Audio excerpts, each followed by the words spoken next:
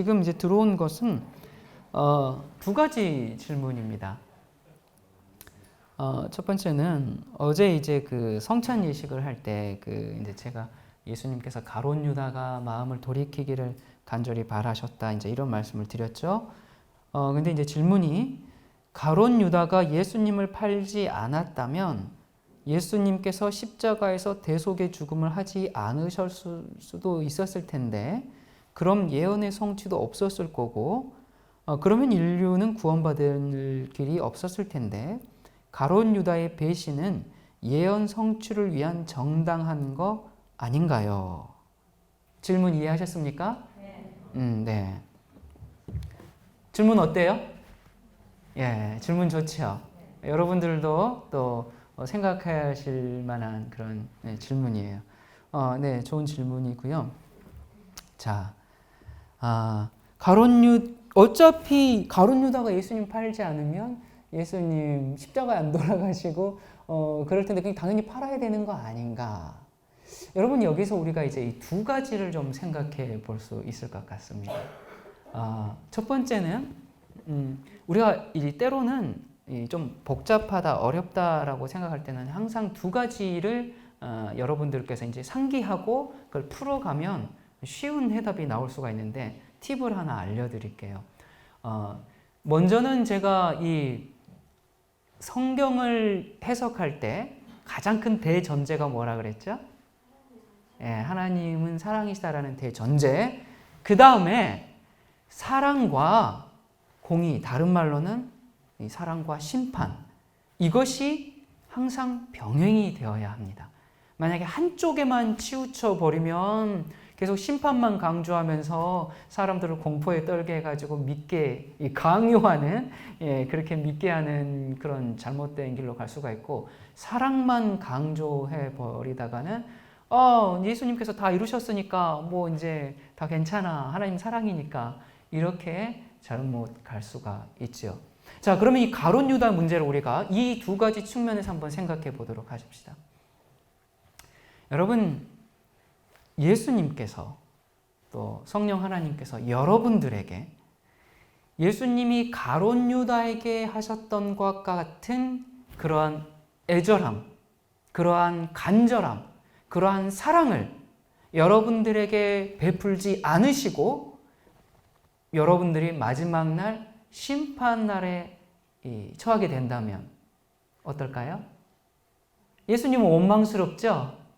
그렇잖아요. 아니 정말 나를 위해서 그러한 어떤 희생과 사랑과 아낌없는 그런 베풀음이 없이 내가 심판을 당해, 멸망을 당해. 그러면 참 억울하잖아요.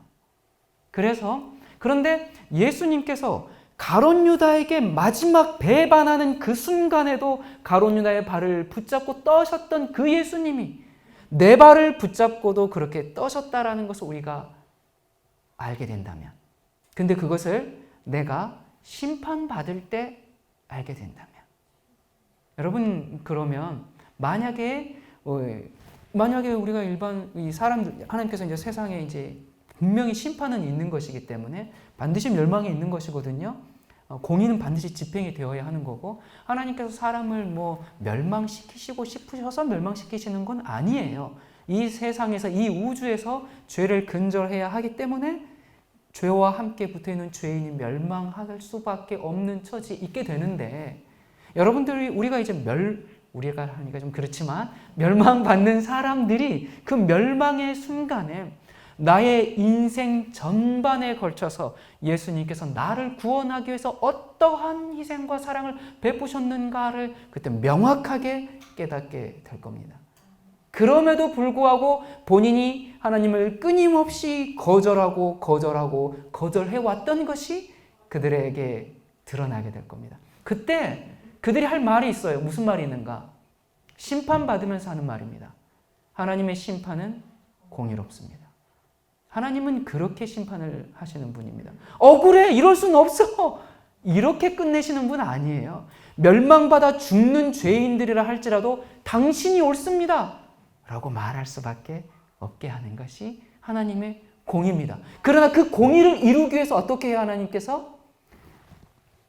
유다의 발을 끝까지 붙잡고 흔드셨던 것처럼 우리에게 그렇게 사랑을 내보신다는 말씀입니다. 그래서 가룟 유다가 그래서 그 사랑 때문에 이 가룟 유다가 예수님을 파는 건 예언되어 있었어요. 하나님은 예지하시니까 모든 걸 하시니까. 그러나 가룟 유다가 그 하나님의 사랑을 깨닫고 마지막에 선택할 수 있는 기회가 또 몇 번 더 있었습니다. 그가 베드로는 가룟 유다보다 나았습니까? 이 어떤 죄의 질로 따지면 훨씬 베드로가 더 인간적으로 몹쓸 짓을 또 한 거죠. 예. 그런데 베드로는 겟세마네에 가서 돌이켰습니다. 가룟 유다는 그냥 자신의 갈 길을 끝까지 그 죄책감에 못 이겨서 이제 가버렸죠. 자, 그렇기 때문에 가룟 유다가 만약에 생각해 보세요. 저는 가끔 그런 생각을 해요. 가룟 유다가 예수님을 판 다음에 그도 겟세마네로 뛰어갔는데 거기에 베드로가 가서 엎드려 있어. 그러면 둘이 같이 부둥켜 안고 아마 가룟 유다와 베드로는 위대한 사도가 됐을 겁니다. 여러분 생각해 보세요. 여러분, 제가 예수님을 은 30냥의 판자입니다. 그리고 예수님께서 내 발을 붙잡고 그렇게 흐느꼈습니다. 그럼에도 제가 예수님을 판자입니다. 이런 복음을 전할 때 그 모여있던 사람들이 얼마나 통곡을 하면서 우리가 바로 그런 자입니다. 내가 예수님 판자입니다 하면서 얼마나 엄청난 복음이 터져 나왔을까요? 근데 유다는 그걸 선택하지 않았죠. 그런 것처럼 자, 하나님께서 끝까지 사랑하시되 이 요한복음은 자기 제자들을 사랑하시되 어떻게 사랑하셨다? 끝까지. 그러니까 끝까지가 언제까지인데 그가 그 제자들이 예수님을 팔아서 넘기는 그때까지 끝까지 사랑하신 예수님이시거든요.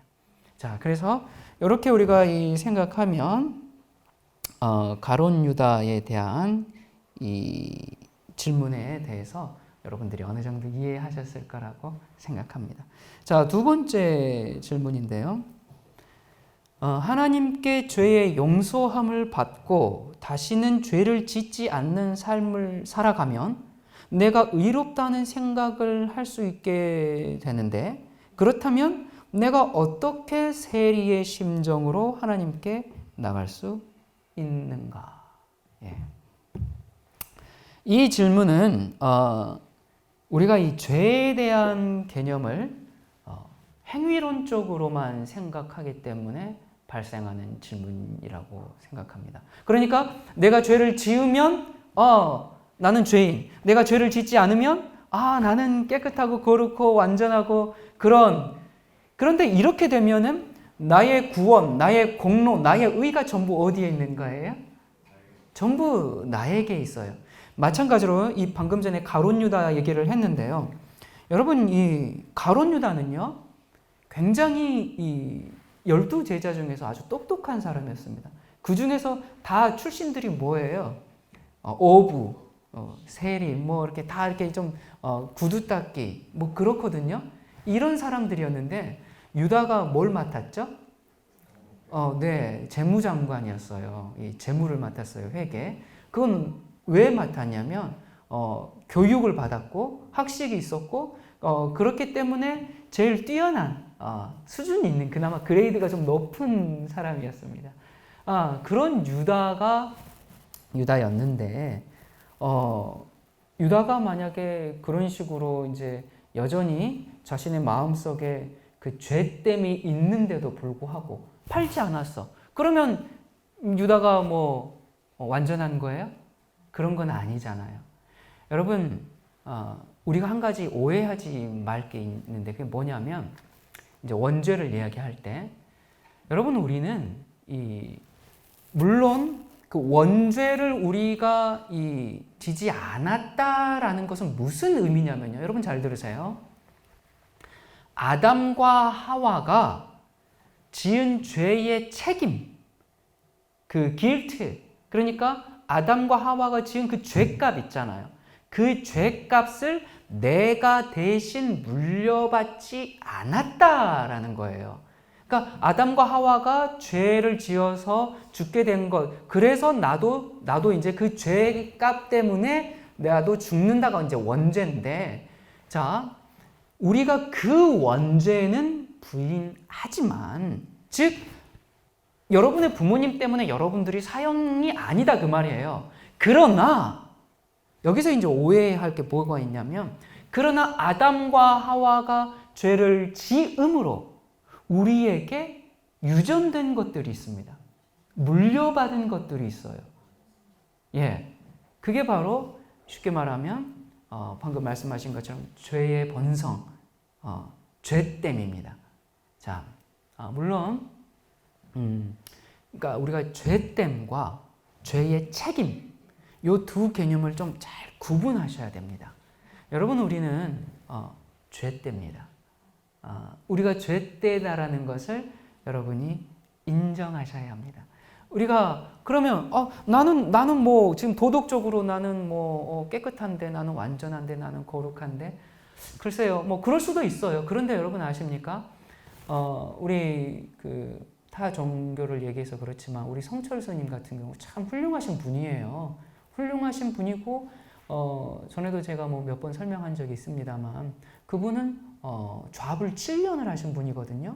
자, 좌불 어떻게 한 거 아시죠? 예, 우리 이제 한 번도 이렇게 바닥에 등을 대고 잠자지 않고, 예, 늘 벽만 보면서 수행하는, 그러면서 끊임없이 자신의 그 오염을 그 더러움을 계속 비워내고 또 씻어내고. 근데 비워내면 비워낼수록 어때요? 나는 점점 이제 구름 위로 떠는구나. 나는 점점 하늘로 가는구나. 뭐 이렇게 돼야 되는 거 아니에요?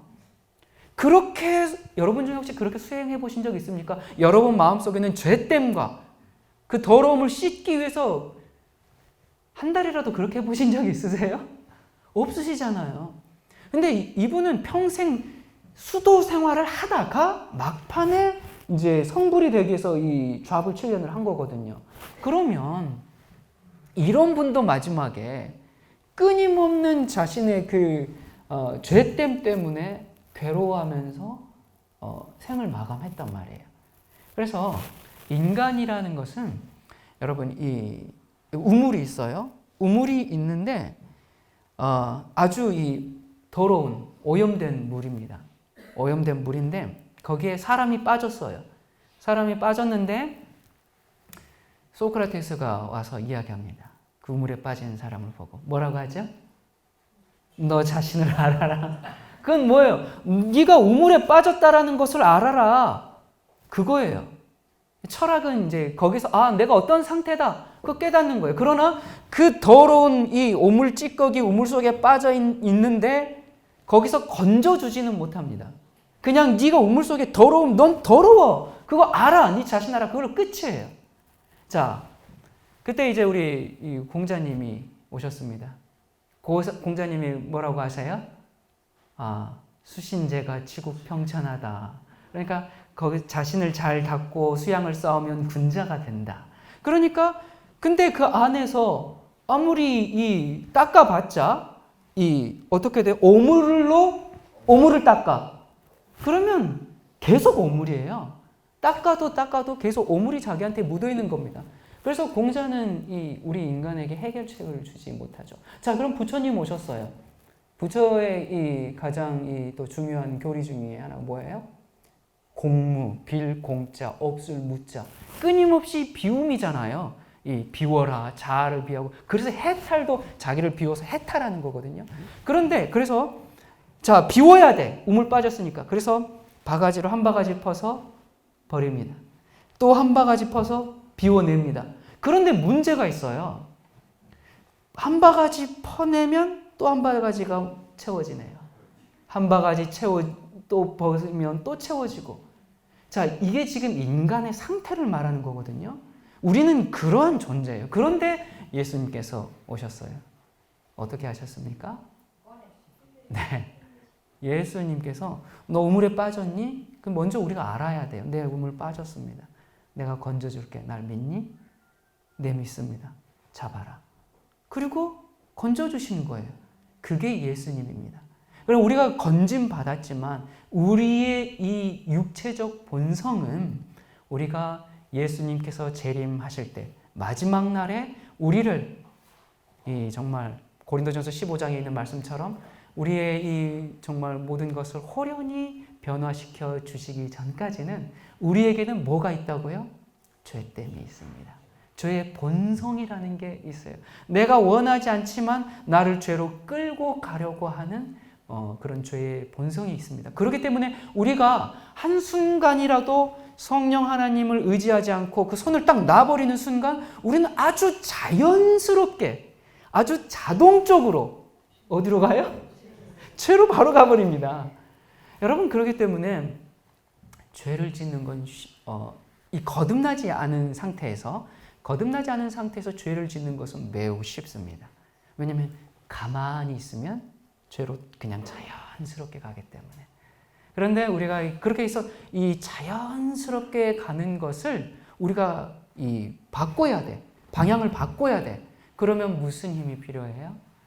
성령 에너지가 필요하거든요. 하나님의 도우심이 필요해요. 그렇기 때문에 우리가 이 하나님을 계속 의지하면서 그분의 도움이 아니면 우리는 살 수 없는 존재라는 것을 우리가 인식해야 합니다. 그렇기 때문에 내가 지금 오늘 내가 좀 잘한 것 같아. 내가 조금 오늘 만족할 만한 생을 살았어. 그것이 다 내가 잘나서가 아니고 성령 하나님께서 우리를 끊임없이 인도해 주시고 인도하시고 강권하시고 끌어주시기 때문에 우리가 이렇게 존재하고 살아가고 있는 것이죠. 그런데 여기서 이제 한 가지 과거에는 죄로 가는 것이 아주 쉽고 의로 가는 것이 좀 많은 노력이 필요했어요. 힘이 들었어요. 그런데 여러분, 여러분들이 이제 각자의 습관들이 있으시잖아요. 여러분들은 무슨 습관 갖고 계세요? 뭐 이제 여러 가지 습관들이 있을 텐데 그 습관을 한번 바꾸려면 많은 그 노력이 필요하고 에너지가 필요해요. 자, 여러분들이 이제 여기 지금 운동장에 잔디밭이 잘 관리가 됐던데 저기 이제 주차장이 있는 데까지 처음에 한 사람이 가면 그 잔디밭의 길이 그렇게 나지 않아요. 근데 우리가 다 그 한 길로만 계속 왔다 갔다 하면 어떻게 돼요? 이제 거기 길이 생기잖아요. 여러분들이 지난 세월 동안 10년, 20년, 뭐 40, 50, 60 평생 동안 죄로 기울어지는 것이 여러분들에게 익숙해져 있는 생활을 살았습니다. 믿는다고 했지만 여전히 이기심과 탐심과 음욕과 여러 가지 문제들을 가지고 그래서 내가 믿는 건지 안 믿는 건지 나도 나를 잘 모르겠다 하면서 믿고 사셨던 생일 수도 있고요. 아무튼 아니면 전혀 이제 믿지 않는 생활일 수도 있었고 뭐 나름대로 또 열심히 하셨을 수도 있고요. 자, 그런데 이렇게 길이 계속 났는데 이제 이게 쉽게 말하면 이제 죄의 길이라고 합시다. 그런데 정말 복음을 알고 진리를 깨닫고 이게 예전에는 여러분들께서 여기 오셔서 인식하게 된 것이 뭐가 있냐면 예전에는 그것이 죄라고 생각을 별로 안 했어. 그리고 그것에 대해서 별로 죄책감을 많이 느끼지 않았어. 아니, 교회 가면은 어차피 사람들이 다 똑같기 때문에 다 서로 시기하고 모이면 맨날 자식 자랑, 남편 자랑, 사업 이야기, 드라마 이야기 그런 게 너무 당연했어. 그렇기 때문에 모이기만 하면 또 누구 험담하는 거 끼리끼리 모여가지고 그렇게 해서 그런 것에 대해서 별로 죄책감을 느끼지 않는 그게 하나의 그 교회 생활의 일부였죠. 그래서 그런 식으로 길이 났는데 여러분이 여기 와보니까 어때요? 죄에 대해서 굉장히 여러분이 민감해졌다 그 말입니다. 사소한 것도 이거 죄구나. 이건 내가 버려야 하는 거네. 이거 예수님 마음을 아프게 하는 거네. 그 인식이, 그 자각이 들어왔어요. 자, 그래서 이제 막 모여가지고 저기 이제 우리 이렇게 누구를 이렇게 험담하고 있는데 예전에는 그렇지 맞장구 치면서 박수 쳐가면서 막 그렇게 했는데 어느 날 여러분이 이거 이렇게 하면 안 돼 라고 이제 인식이 들어와서 다른 그 자리에서 그 사람들에게 이야기를 해야 돼. 여러분 이렇게 하는 것은 하나님의 영광을 드러내는 것이 아닙니다 라고 여러분 쉽게 말할 수 있을 것 같아요? 어렵겠죠. 자, 그건 뭐냐면 늘 본인이 막 하던 길에 이미 나의 뇌에 우리는 이제 이 뇌가 이렇게 여러분 뇌 구조를 보신 적 있는지 모르겠는데요. 뭐랄까 이렇게 막 전교 회로가 연결돼 있잖아요. 뉴런들이 있으면 이렇게 시냅스가 이렇게 막 그 실피질들 해가지고 쫙 이렇게 돼 있거든요. 무슨 벌집처럼 되어 있단 말이에요. 그런데 실제적으로 내가 습관이 된 부분은 혈관이 굵습니다. 그래서 뇌가 항상 그 보내는 신호가 쉽게 가가지고 잘 붙어요. 어떤 딱 무슨 상황이 됐을 때 A라고 얘기하라. 이게 바로바로 어떤 그 내가 인지할 그런 필요도 없이 시간도 없이 바로바로 그렇게 어떤 상황이 되면 바로 이렇게 되는 게 이제 그건 뭐냐면은 우리에게 이 고속도로가 뇌에 고속도로가 났기 때문에 그렇거든요. 이게 죄의 길이란 말이에요. 근데 의의 길로 이렇게 길을 다시 새로 내야 돼. 근데 이건 길이 없어. 길이 없는데 의의 길로 내려고 하니까 어때요? 엄청나게 어려운 겁니다. 이게 이렇게 하고 싶어도 하려다가 그냥 이게 딱 붙어버려요. 자, 그렇기 때문에 이 고속도로가 있고 고속도로가 있는데 길을 처음으로 내려고 하니 인간의 힘으로는 부족하죠. 그래서 다른 힘이 필요한 겁니다. 그래서 성령 하나님의 힘이 필요해요. 그래서 그 힘으로 붙어서 우리가 이제 길을 딱 만들었잖아요. 그래서 한 번만에 되면 얼마나 좋을까요? 우리가 여러분들이 참 이제 딱 내가 원하는 대로 내가 생각하는 대로 만약에 우리가 예수님의 형상을 담고 싶습니다. 예수님 반사하기 원합니다. 우리가 생각하고 마음에 다짐하고 딱 했는데 그 순간 우리가 딱 그렇게 돼버린다. 얼마나 좋겠어요. 근데 우리가 이렇게 이 신앙을 하면서도 여전히 우리의 이기적인 모습, 우리의 죄된 모습, 탐욕적인 모습을 우리가 계속 발견하게 된단 말이에요. 그럴 때 또 여러 가지 아무튼 그렇기 때문에 우리가 여기에 이제 이 죄가 고속도로로 나 있기 때문에 의를 향한 끊임없는 이 간구와 주님을 향한 이제 도우심이 있어야 합니다. 그래야 우리가 이제 거기서 구원받을 수 있는데 그렇기 때문에 나의 공로가 아니라 이제 하나님의 공로고 다만 이게 이제 이렇게 습관이 되잖아요. 의가. 그러면 죄를 짓는 것이 어려워집니다. 왜냐하면 고속도로가 길이 새로 나버렸어요. 그러면 하이웨이로 이제 이 새로운 길로 다니지 이 길로 가고 싶겠어요? 전혀 그렇지 않아요. 예전에는 다른 사람을 비난하는 것을 같이 모여가지고 막 그런 게 재밌었는데요. 지금은 누가 누구를 험담하는 그런 얘기만 들어도 아주 불쾌해요. 여러분 그렇지 않습니까? 아니 그렇더라고요. 그게 내가 뭐 남을 험담하고 그걸 떠나서 어떤 사람들이 다른 사람을 험담하고 있는 것을 보면 아주 기분이 나빠요. 여러분들도 그러시죠? 아주 기분이 나쁘고 뭐랄까 아무튼 그건 뭐예요? 그 죄가 아주 싫어진 거거든요. 그런 것처럼 이제 그럼 다른 많은 부분들이 또 우리 이 영적 생애에 이제 있겠죠. 그렇기 때문에 이 사람이 나는 이제 우리 질문에서 그 사람이 죄를 짓지 않으면 내가 어떻게 세리 심정으로 하나님께 갈 수 있냐 그러는데 여러분 우리가 그렇게 해서 이제 의의 고속도로가 나서 내가 정말 의를 사랑하고 사모하고 그렇게 한다 할지라도 내가 어떠한 존재라는 정말 속절없는 그런 존재라는 것을 우리가 아무리 정말 믿음 생활 열심히 하고 돌을 잘 닦아서 정말 고속도로도 팡팡 났고 이렇게 됐는데 한순간에 저도 마찬가지예요. 저를 예를 들면 저도 한순간에 뭐 잘못될 수 있어요. 그러면 제가 어떻게 해야 되겠습니까? 저는 이제 됐습니다. 예, 여러분들 조금만 더 노력하십시오. 이런 얘기가 아니라 제가 제 자신을 알기 때문에 하나님 항상 주님 앞에 속절없는 죄인으로 나가는 겁니다. 네, 그래서 여러분 우리가 주 안에서 기뻐함과 동시에 물론 그리스도인 생애는 기쁨의 생애야죠. 감격의 생애고 감사함이 생애지만 그와 반면에 동시에 또 나는 어때야 해요? 여전히 나의 연약함과 나의 부족함과 나의 속절없음을 주님 앞에 내어놓고 주님 제가 그렇습니다. 주님의 도움이 없으면 저는 이런 존재입니다. 주님 저를 도와주세요 라고 세리의 심정으로 항상 주님을 붙잡을 수밖에 없다 그 말이에요.